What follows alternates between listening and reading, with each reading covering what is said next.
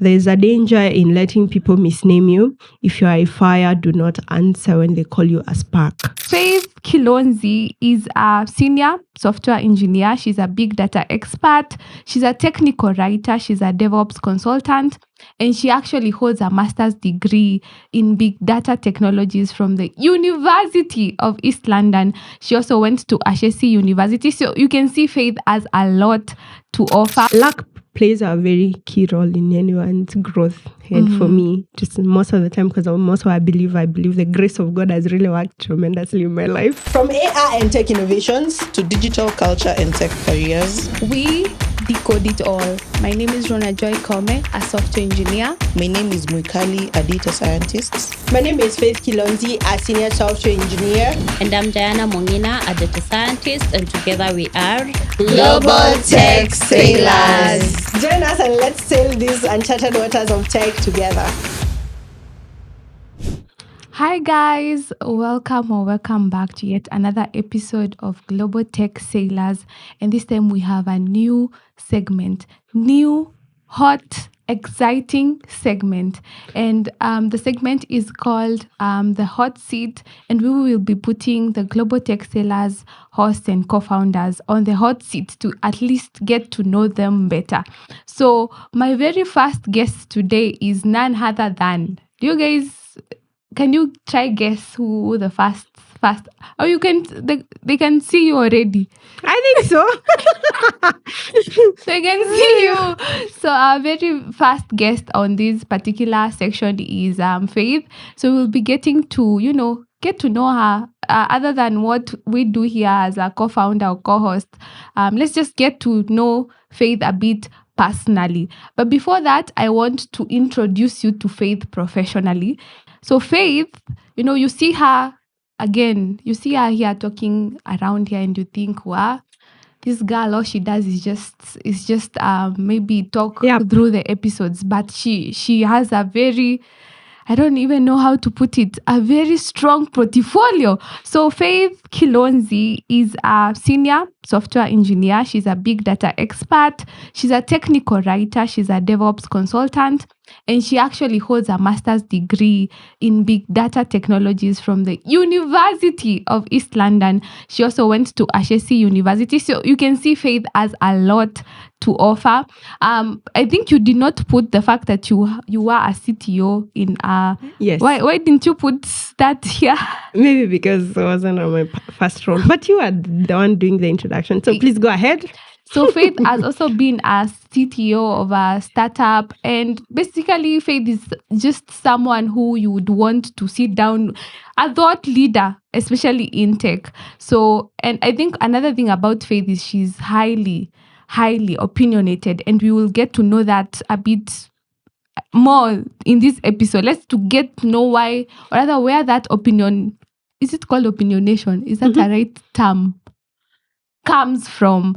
But first, before we get into the deep stuff, let's begin with just to make you feel comfortable. Are you feeling nervous? Yes, I am. Are you feeling nervous? I'm very nervous. We'll start with some quick fire questions, just to make you feel comfortable as before we get to the deep stuff. Sure. So the first question I want to ask is coffee or tea? Coffee.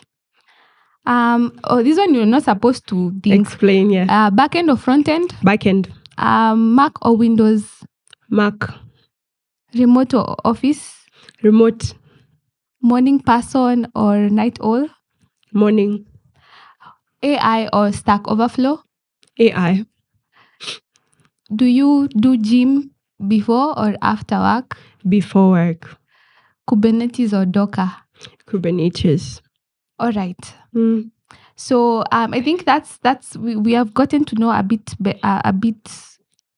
We see her a high level thing of who you are.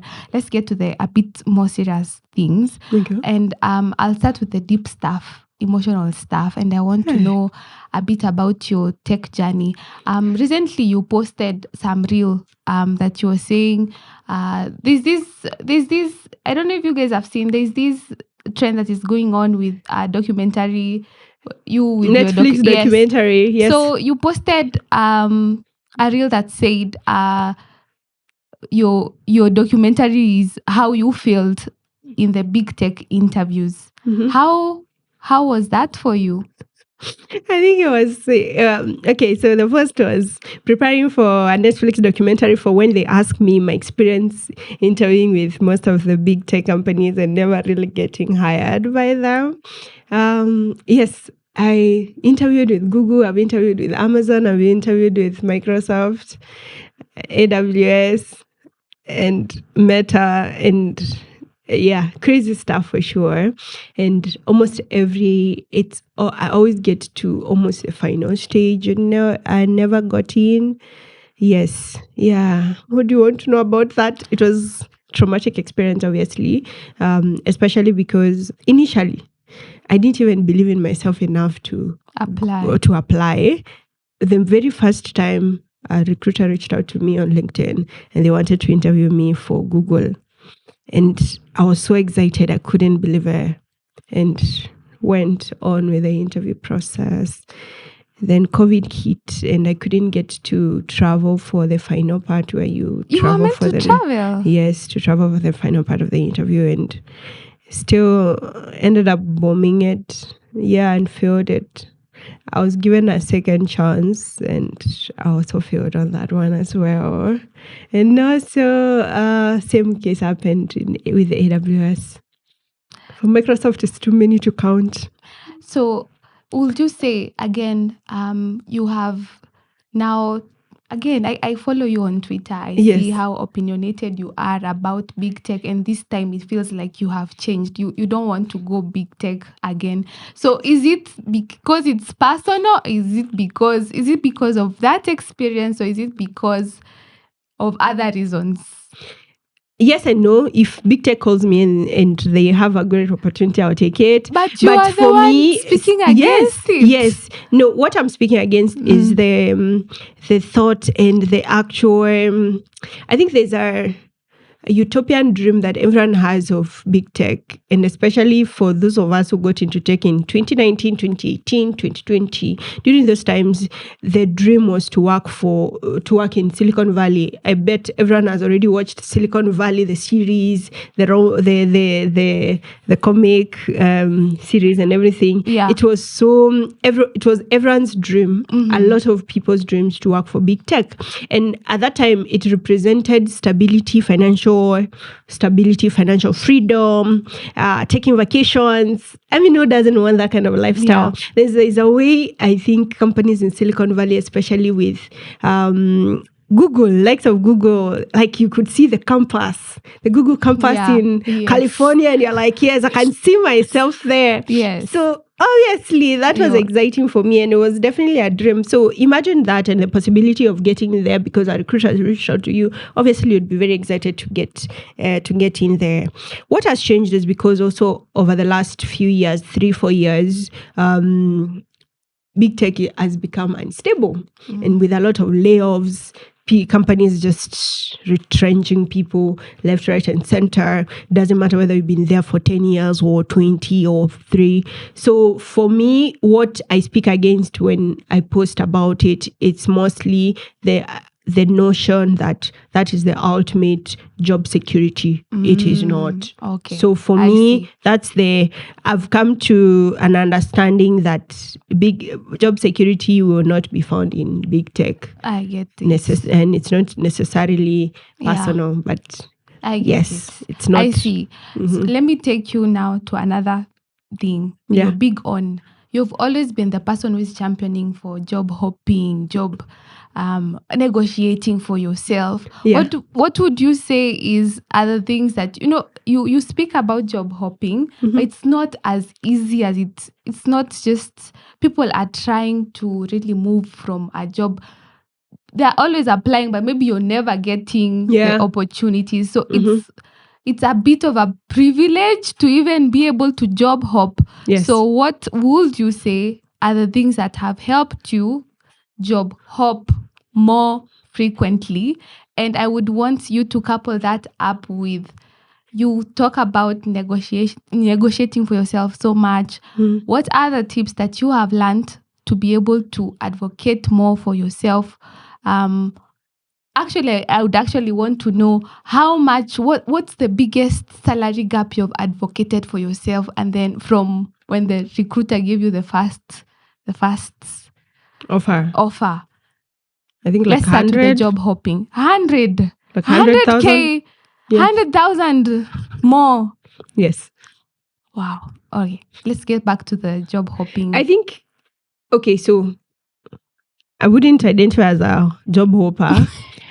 I think I need to give context because, yes, I understand this is a hot seat. It's very hot. I can feel it. But the job hopping I talk about is there are people that we've been taught, especially for us whose parents are Gen X and millennials.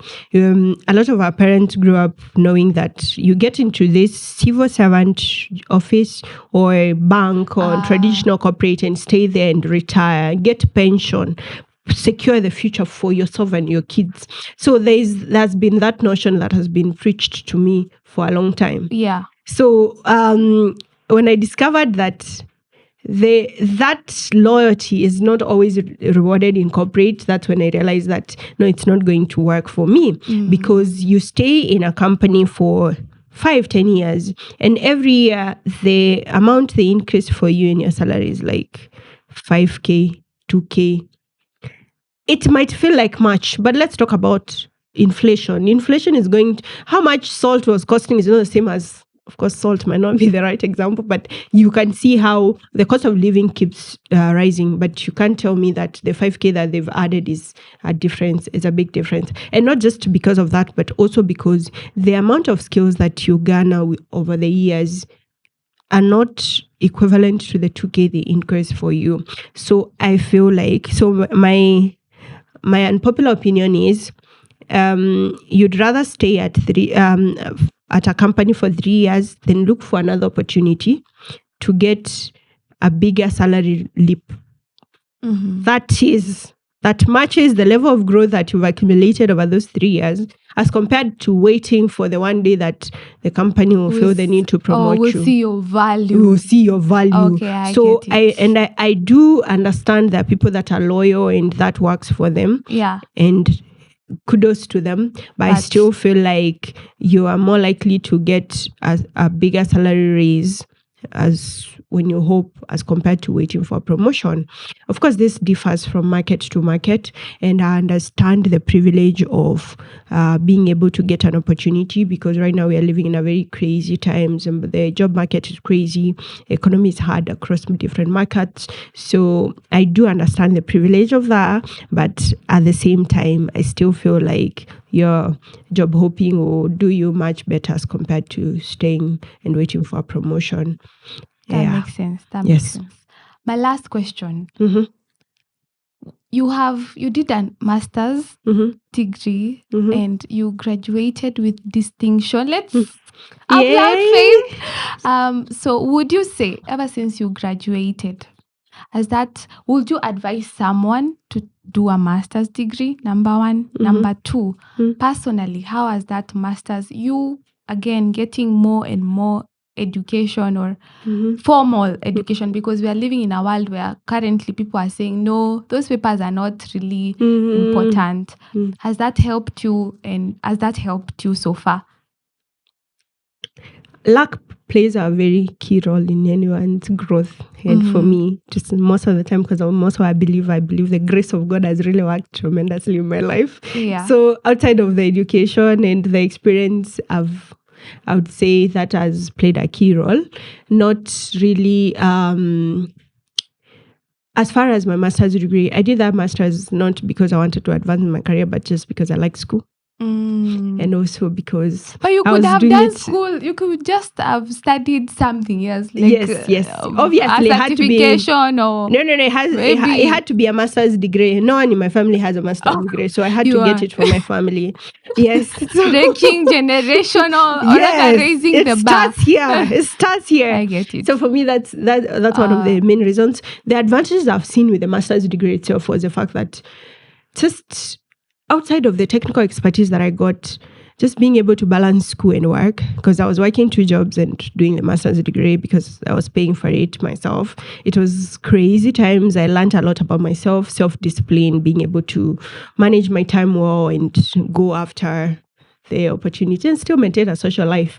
I mean, that's when I met you guys. So it was great. Not you. I mean, Mwikali and Dana. But it was really, but it was really like a great time. It has helped me with some of the opportunities that I've gotten lately, because just by seeing the master's degree there, it increases my bargaining power as far as salaries is concerned, because they're very big on people getting paid for their value for sure. And also I've seen how even when people are trying to consider, even at work, how people are being considered for opportunities for growth. That also plays a big part, especially if you want to get into leadership opportunities. Yeah, I would say if you think that's a great path for you, go for it. But I wouldn't say to answer all the issue, all the questions. It's not like this is the cheat code and you're going to get everything because you have a master's degree. No, you can. There are people that I've seen that are doing I'm currently doing a certification, so the learning never stops for sure. So master's or certification? Both. You have to choose one. Okay, I have to choose one. Certification.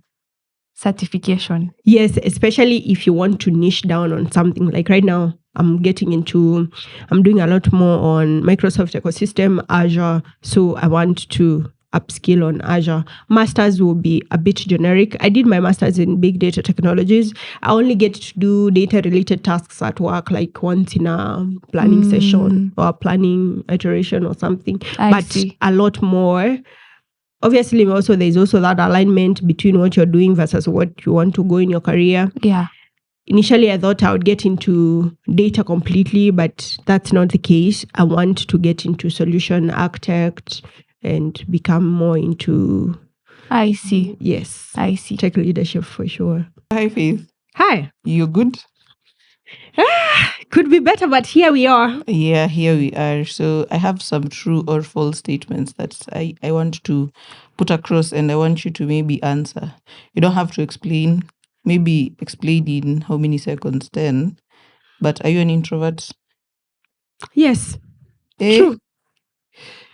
She's lying. She's definitely lying. I want to explain. I am an introvert. I am more of an ambivert than an extrovert. An ambivert makes sense, but not an introvert. Yes, but if you meet me in a new setting, you find out that I'm an introvert for sure. Have you ever cried because of code? Yes. How many times? Too many to count. Especially dealing with technical debt. Give me one scenario. The time I was working on a system, and I think this is one of the projects that traumatized me. I feel like every engineer has a project that traumatizes them.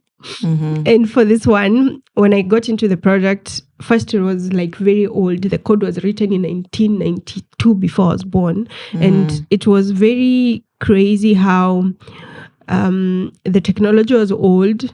And now Stack Overflow doesn't have as much information about it. Yeah. Then the business analyst didn't do proper analysis on the task, the user story that I was required to do. Yeah. So I spent so much time trying to understand code, and also kept going back and forth. Then I was also working with someone who didn't believe in me. So it was also a bit chaotic on that front, because I deployed that thing thrice before it could be accepted. That is interesting. So I cried. With that scenario, have you ever almost quit tech? I've quit companies. I've never quit tech. Expound. It's funny how... So I understand. I always believe that my passion for tech is real. It's where the tech is applied that sometimes becomes problematic. True. So if I'm working in company X and I feel like it doesn't align with, it doesn't promote my passion for tech, then that becomes misalignment. So sometimes, you know how people say that companies can also make you hate your job? True. or different environments can expose different aspects of you that are not necessarily great for your job. So that's I would say is the case for me. I've never wanted to quit tech. I will always be passionate about tech. Will I consider farming full time in the future? Yes, but not because of code. Tag me along when you become a farmer. Yes, please. So the other thing is, since you've said you're an ambivert, and at this point you've already started, you're a gym buddy by now. Yeah. So if you were told to pick between a day in the gym and networking, which one would you pick? I would say gym. I've been now looking into high rocks. I'm lifting more. High rocks. So so I feel like I'm more likely to be at this particular season in my life where I'm all about fitness and gym and all. I'm more likely to choose gym, a day in the gym. But I do value networking for sure. Okay, that's a very interesting. I thought you'd say networking. Have you ever secretly wanted to start a business? Yes. What will it be about? I will just, if I get a huge load of money, I'll just go into those boring businesses like logistics, and then the company has some deals with the government, and I will now apply tech and automate it as fast as possible, apply AI and make millions of money. So when you're talking about huge load of money, what's the amount? $10 million. Okay, if you converted that, I don't even want to convert. Let's continue. So what's that one thing people assume about you? What do you think people assume about you that is not actually true? Personally or professionally? Both.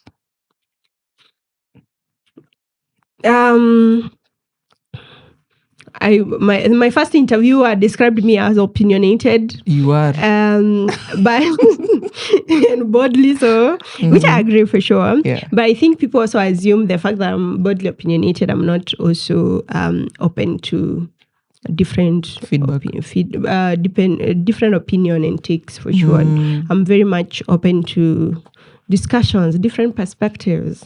So I think that kind of makes people assume that I'm not open to diverse views of thinking. Is that does that apply professionally as well? To some extent, yes. I've seen. I think also now it ties back to me being more of an ambivert. When I started at a job, people always assume that I'm to myself. I don't question. And the more I get comfortable, I'll now put across what I think about a certain aspect. And so people now start thinking that I've switched up or anything, but it's just me getting more acquainted with the environment and showing my expertise. How many unfinished side projects do you have? In the age of AI or before? Both. Before it would be like 10. Right now, $1 million, like over 20, almost 50. Yes. Okay, among the 20, yes, which one do you think will actually score you good money? Now, if I give it away, it will be my intellectual property and people will steal my $1 million ideas. You said it was after AI. Yes, but still, who knows? Tomorrow I might wake up with an epiphany to change the world. Okay. Yeah, but I do know that among all the ideas and the MVPs I've built, if I'm serious, I would definitely make some money out of it. We are really praying for you. Yes, please. May God shine his light upon you so that you get the epiphany that you need. Amen. What is the biggest sacrifice that you've ever made for your career?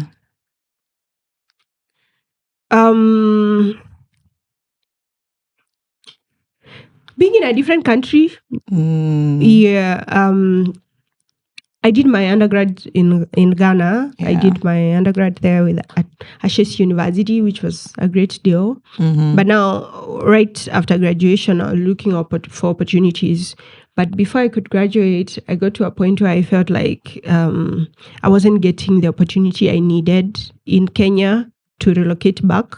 So I decided to stay back in Ghana. And I feel like that was the biggest sacrifice for me because at that point, I was on my own in a different country, not as a student, but someone who is getting into an entry level job that might not necessarily pay as much. And I was navigating a lot. I'd never lived alone like that. I only had my suitcase. I didn't have a plate or a spoon. So that kind of was a big deal because I was starting from scratch in a different country in the middle of COVID. Yes. I know the story behind it. They should probably see me. I was homeless at a point. Yeah. That's also good. Yes, so that's a great sacrifice for sure. We do not have serviettes in the studio, so she won't tell us about that part. Yes, please. We don't want her crying at this point. Mm. So I think people see you as, not people see you as, but you're actually a big shot. Yeah. As you are a big shot, you've probably failed at some point. How do you recover after failure?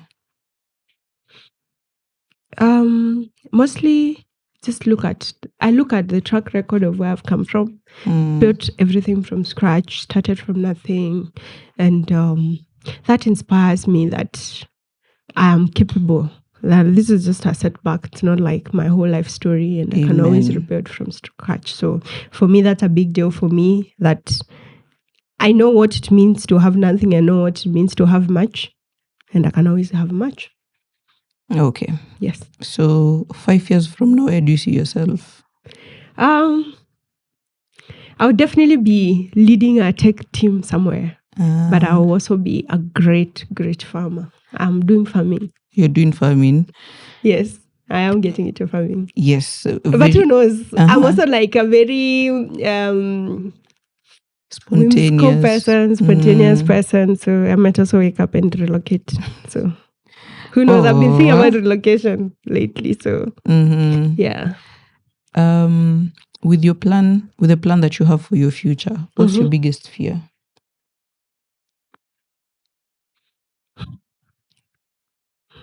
Not having the resources to build the life I want to build, especially because I think lately I've been thinking a lot about being a founder, starting something or buying something and building it, just not having the resources, because I understand the market I'm in an African market where funding and investment is not really readily available. So for me, it's a great fear of mine that you might have the greatest ideas, but you don't have the resources to fund them.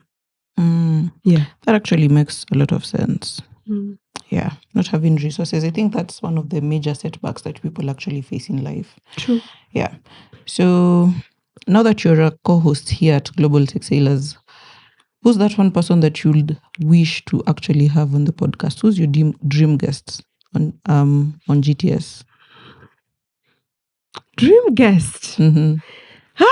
Okay, I had one guest that I really wanted to have, and she came. She's my mentor. The previous episode we did with the lecturer at Strathmore, Jerry was a great host, great guest for the podcast. True. Currently, internationally, I would actually want to host my boss, my current boss, my current manager, and especially because he's one of those people that I've seen.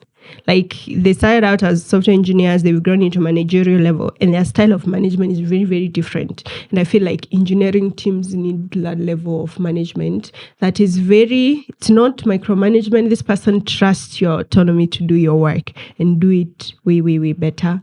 So, Yoris, if you're watching, please, one of these days we should host you. So he is like that great of a manager and very much hands-on.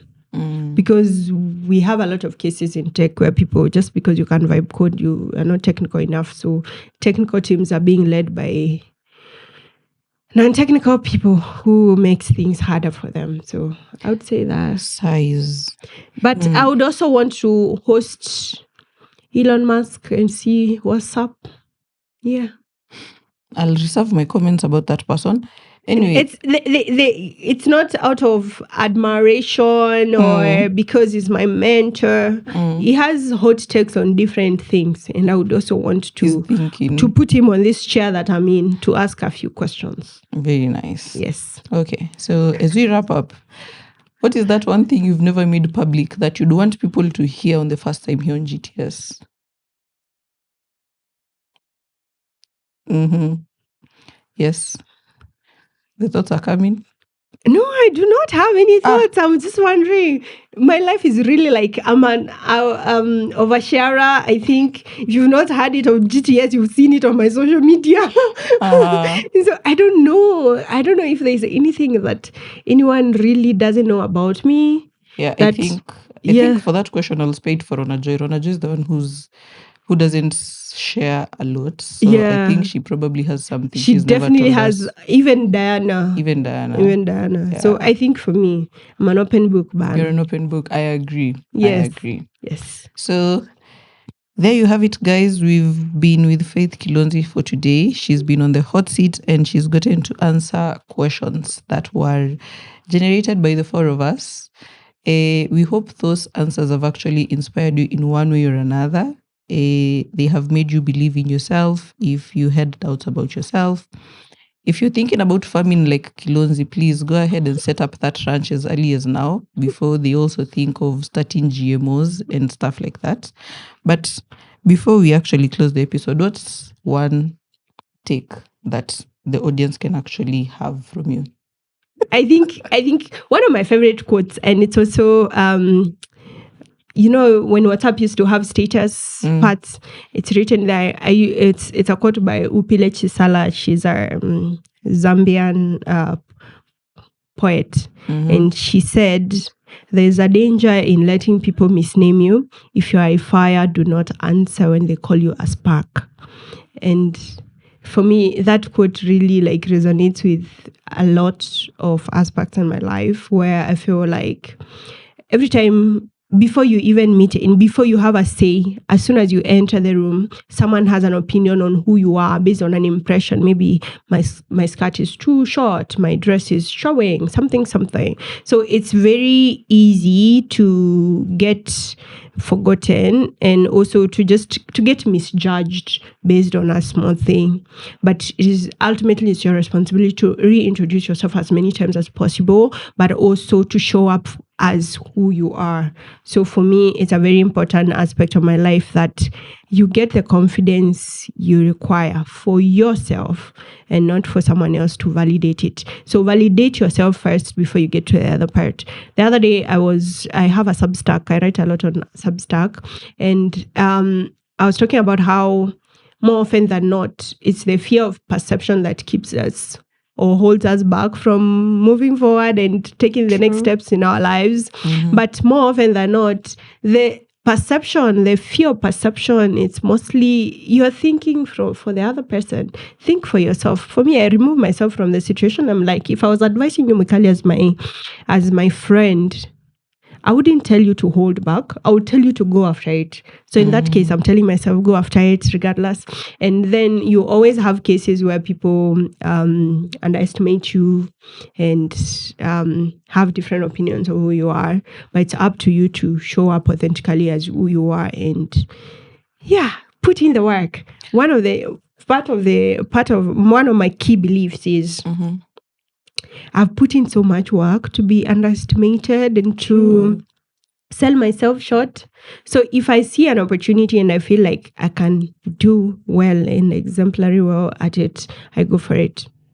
Amen. Whatever you think about me, it's your business. Amen. So I want us to close this episode and I want you to repeat that quote that you just said. Just repeat it and you're going to cut it at that. There's which part? Which one? There's a danger in letting people misname you. If you are a fire, do not answer when they call you a spark. That has been it. Goodbye.